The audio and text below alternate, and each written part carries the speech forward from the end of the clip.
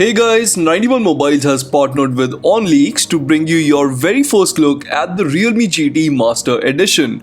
But before we talk about the phone's design, let's take a quick look at the device's alleged specs, which have also been provided to us courtesy OnLeaks. Starting with the display, the Realme GT Master Edition will feature a relatively smaller 6.43-inch Super AMOLED Full HD panel that refreshes at 120Hz. The device will feature an in-display fingerprint sensor and will be among the first phones to be powered by Qualcomm's brand new Snapdragon 778 5G SoC.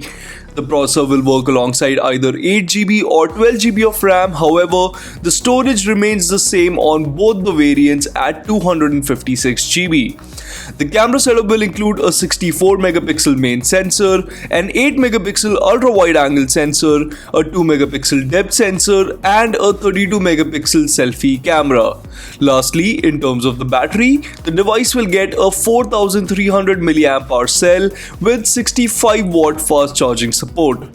Coming to the phone's design, the Realme GT Master Edition will tout a flat display with a punch hole launch position to the top left. The phone will be made available in 3 colors, including a white, black, and a leather edition that has been designed in collaboration with industrial designer Naoto Fukusawa.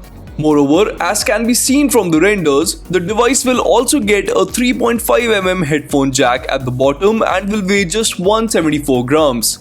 The smartphone is expected to ship with Realme UI version 2.0 and will start at around €399 or Rs 35,000 for the 8GB RAM variant, with the 12GB RAM variant costing around €449 or approximately Rs 40,000.